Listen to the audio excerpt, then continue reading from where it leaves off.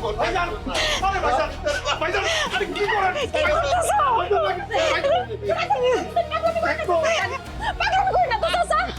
আরে ভাইজান মাথাটা ঠান্ডা করেন, এত উত্তেজিত হেন না।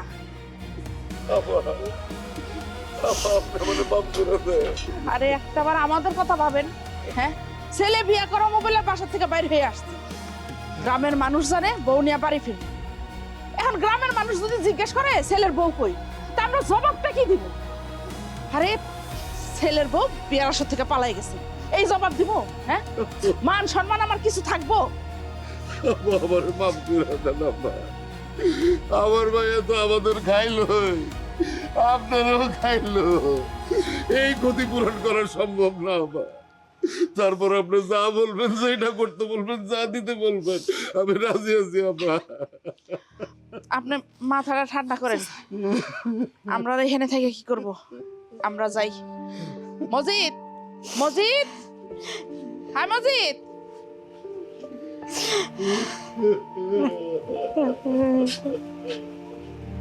হাই মজিদ, ওটা এখান থেকে, এখানে পয়সা থেকে আর কোনো লাভ নাই, চল যাই। কি হলো, তুই চুপ করে রইছত কেন? ওঠ। আম্মা আমি যাবো না। যাবো না মানে? যাবো না মানে আমি যাবো না। আরে যাবি না তাহলে এখানে পয়সা থেকে কি করবি? আম্মা আমি এই জায়গায় বিয়ে করতে এসেছি, আমি যদি বিয়ে না করে গ্রামে যাই, গ্রামের মানুষের সামনে আমার মান সম্মান থাকবো? গ্রামের মানুষ আমার নিয়ে হাসি তামাশা করবে, এটা আমার সহ্য হইব না। আমি বিয়ে করবো, তারপরে এখান থেকে যাবো। তোমরা আমার লেগে মেয়ে করছো। আর বিয়ে করবি কেমনে? মেয়ে তো এখান থেকে পলাই গেছে। সমস্যা কি? অন্য মায়া দেখো, অন্য মায়া নিয়ে আসো, আমি বিয়ে করবো, তারপরে এখান থেকে যাবো, তার আগে আমি যাবো না। আরে কি আশ্চর্য, এত তাড়াতাড়ি এখন আমি মাইয়া কই থেকে খুঁজে বাই করব? এত কিছু আম্মা আমি বুঝি না, প্রত্যেকে মায়া আনবা সেটা আমি জানি না। আসমান থেকে নিয়ে আসো, মাটির নিচ থেকে নিয়ে আসো, গ্রাম খুঁজে নিয়ে আসো, ঘর থেকে নিয়ে আসো, প্রত্যেকে আনবা আমি জানি না। আমার মেয়ে দরকার, বিয়ে করে তারপর আমি গ্রামে যাবো। দরকার পড়লে এই জায়গায় আমি 7 দিন 7 রাত না খেয়ে থাকবো, অপেক্ষা করবো, তারপর আমি বিয়ে ছাড়া গ্রামে যাবো না। এটা আমার শেষ কথা আম্মা। আরে আমার মাথাটা এখন ঘুরতেছে, আমি আর পারতাছি না। আমার মাথা একটু পানি ডাল তো। হ্যাঁ, মাইয়া কম যত সহজ কথা, আর বিয়ে তো টাইমের বিষয়। এত কিছু আমার বুঝাইছিল, আমি বুঝি না, আমি সব কিছু বুঝি। আমার অবস্থায় তো তুই পড়ছাই পড়ছস, আমার অবস্থায় পড়লে বুঝতি। এখন যদি আমি বিয়ে না করে গ্রামে যাই, গ্রামের মানুষ যে আমার সারা জীবন, যত জীবন বাইচা থাকবো তত জীবন কইবো ওই দেখ বিয়ার আসর থেকে বিয়ে না করে আয় পড়ছে, পোড়া কপাল। আমি এত কিছু জানি না, আমি বিয়ে করবো তারপরে এই বাড়ি ছাড়া। আরে ভাই, উল্টা পাল্টা কথা বলতেছি কি লেগে? তুমি বিয়া তো সমস্যা নাই, আমি তোমার বিয়া করাবো। মাইয়া যেমনে পারে আমি নিয়ে যাবো, দরকার পড়লে মানুষের বাইরে ঢুকুম, আমি একটা মাইয়া আমি জোর করে তুলে লই যাবো এই মুহূর্তে। রুস্তুম ডাকাইদার আমার মধ্যে কোনো পার্থক্য নাই, আমি চাইতেছি। ওই দেখ বাইরে দেখ, মাইয়া আমি আনতাম। আরে তুই আবার কই যাস? ওকে সত্যি সত্যি মাই তুলে নিয়ে নাকি? আচ্ছা তুলে নিয়ে, আমি এত কিছু চিন্তা করতে পারবো না। আমার মেয়ে দরকার, বিয়ে করবো, এছাড়া আমি আর অন্য কোনো কথা বলতে পারবো না। আর বুঝাইস না রে ভাই, আমার কোনো বুঝে কাজ হইব না।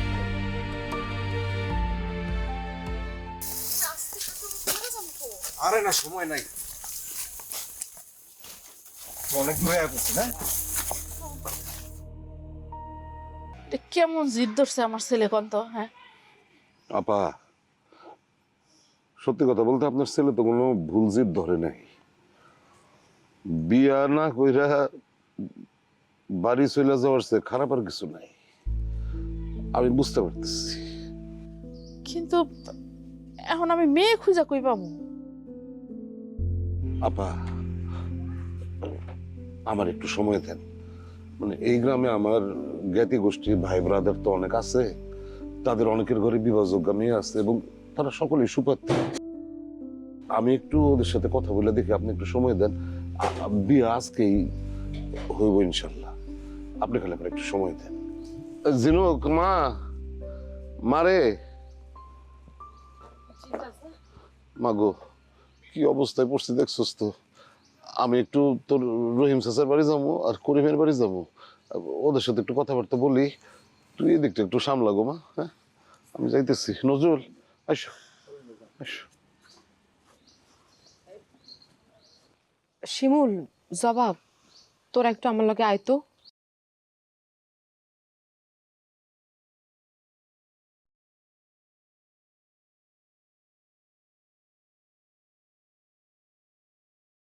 আপা টেনশন করেন না, একটা না একটা ব্যবস্থা হইব। দেখেন আচ্ছা দেখি, ভাগ্যে যে কি লেখা আছে তা আল্লাহই ভালো জানে।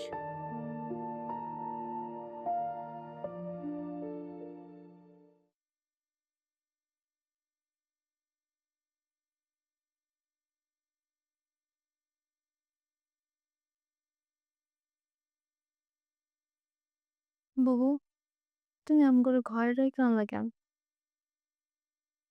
বাড়ির অবস্থা তো তোরা বুঝতেছিস। আমাকে বাইরে তো একটা মান সম্মান আছে, তাই না? আবার এদিকে নতুন জামা একটা জেদ ধরে বইসা আছে, সে বিয়ে না করে এ বাড়ি থেকে বাইর হবে না। আসলে নতুন জামাই যেটা কয় সেটাও তো ঠিক, তাকেও তো একটা মান ইজ্জত আছে, মান সম্মান আছে।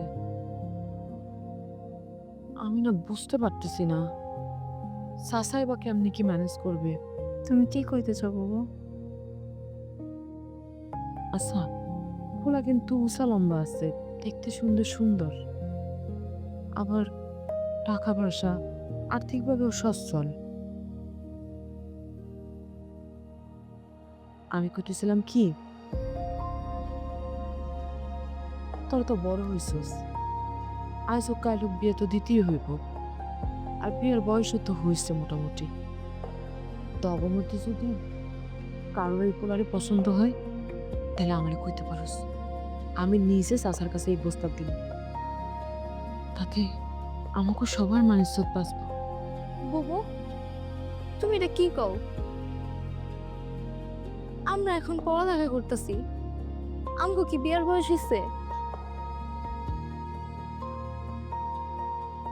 আচ্ছা বাবু, তোমার তো বকুল আপুর মতন প্রেম প্রীতি নেই, তুমি তো চাইলে বিয়েটা করতে পারো, এতে আমগো পরিবারের মান সম্মান বাঁচবো, আর আব্বাও টেনশন কমবো। তুমি বিয়েটা করো। ওই ঠিকই কইছে, তুমি বিয়া তো বউ ঠাকুর, আমি রাজি কইছি। তুমি রাজি হয়ে যাও বুবু। তুমি রাজি হও। বুবু, তুমি রাজি হয়ে যাও। বুবু ভালো হবে, তুমি রাজি হয়ে যাও। তোরা কেউ বুঝো না বুবুরে। বুবু ভালো হবে, তুমি রাজি হয়ে যাও। একবার চিন্তা করে দেখো, তুমি রাজি হয়ে যাও।